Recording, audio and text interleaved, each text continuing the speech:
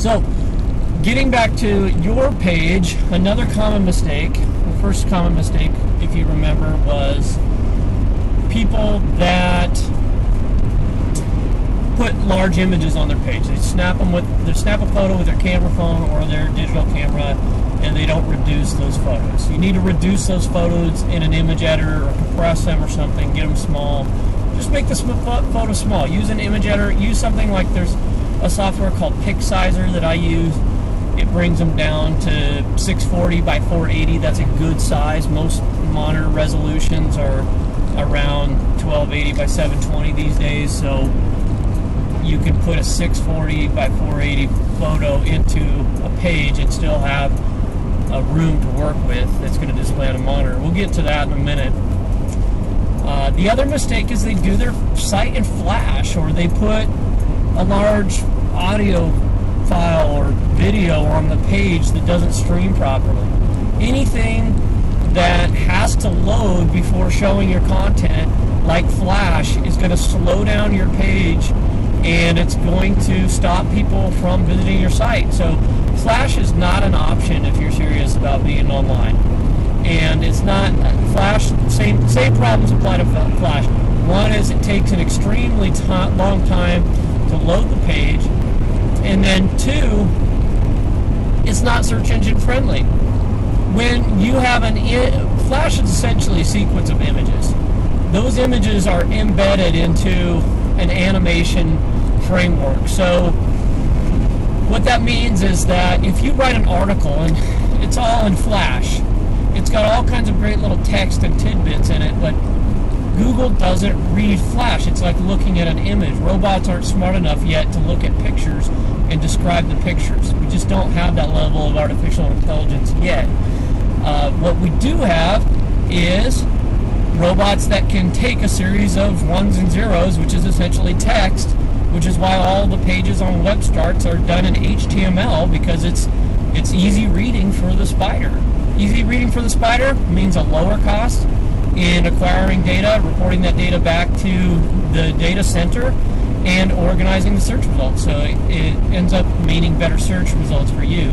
Flash is just not an option in any way, shape, or form. It's going to take longer for your page to load, and it's not compatible with search engines. I know some of the competitors out there say that it is, but they're using a workaround, and Google doesn't like workarounds. You can look that up, figure that all day, that Google doesn't like anybody that tries to work around or game their system or do anything to manipulate their algorithms and their search results. So, like getting by page speed, the next thing is once someone does end up on your page, the page does load, and hopefully it takes less than 7 seconds for your page to load. They need to see a concise headline to tell them they're at the right place. So if they did a search on Google, and we'll use the example of widgets. I don't know why nobody actually ever shops for widgets, but we're going to use the example of widgets. If I search for blue widgets on Google, and then I come to your website, and I see 2 paragraphs of text, I see 4 photos of what looks like different factories and, office buildings, and, I see all this great little information, but I don't see anything that says blue widgets. I came to your page because I thought you were a place that either told me information or sold blue widgets or whatever. So this brings me to my next point, which is you need to have that concise headline.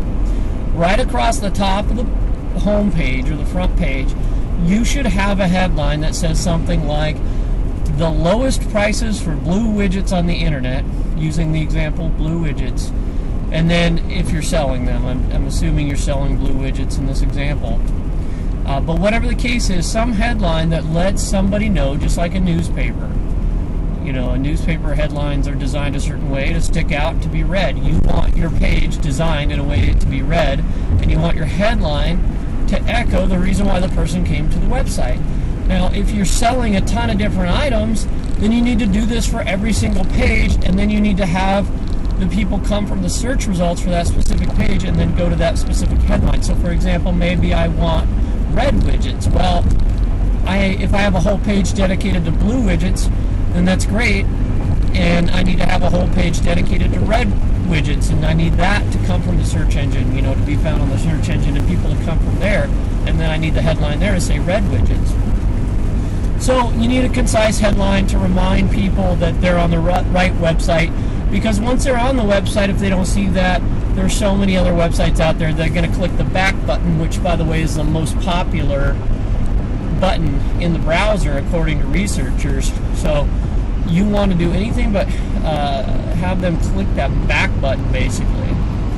And so that'll bring me to my next point, which is you need to have a clear call to action.